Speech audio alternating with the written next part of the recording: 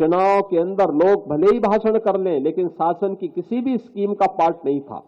और आज हम इस बात को कह सकते हैं कि किसान को शासन की हर योजना प्राथमिकता के आधार पर उपलब्ध करवाई जा रही है।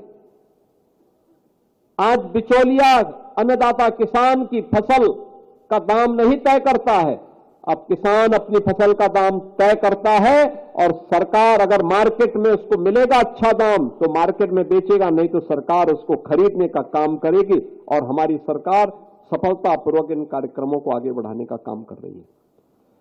उत्तर प्रदेश के अंदर क्या धान की फसल हो, क्या गेहूं की फसल हो, क्या चना हो, क्या सरसों हो, क्या बाजरा हो, मक्का हो, कई गुना उत्पादन बढ़ा है, कई गुना उत्पादन बढ़ा है। लागत कम हुई है, उत्पादन ज्यादा बढ़ा है और यही मुनाफे का आधार है, यही किसान की समृद्धि का आधार है।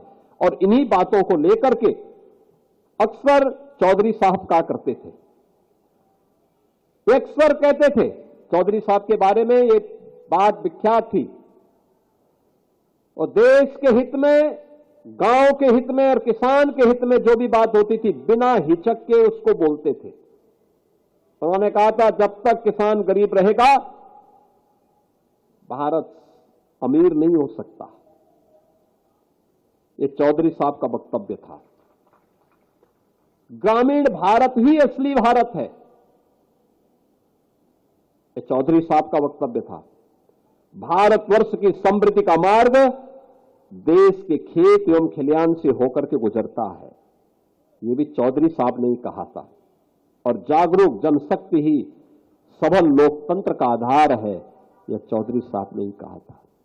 बहनों और भाइयों, इसके लिए उन्होंने, जब उन्हें मौका मिला उत्तर प्रदेश सरकार में, उन्होंने यहां पे प्रदेश के अंदर भूमि सुधार का कार्यक्रम लागू किया, जमींदारी उन्मूलन का,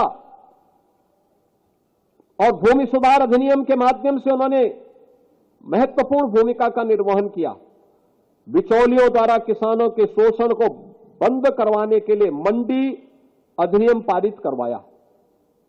उत्तर प्रदेश में होल्डिंग अधिनियम के समेकन में प्रमुख भूमिका की व्यवस्था की, पटवारी व्यवस्था का भी उन्मूलन किया।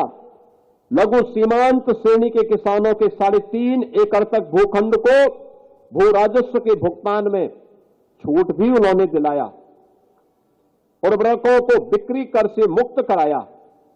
काम के बदले अनाज कार्यक्रम की शुरुआत भी की और कृषि और ग्रामीण विकास योजना के लिए ऋण उपलब्ध कराने हेतु राष्ट्रीय कृषि और ग्रामीण विकास बैंक नाबार्ड की स्थापना में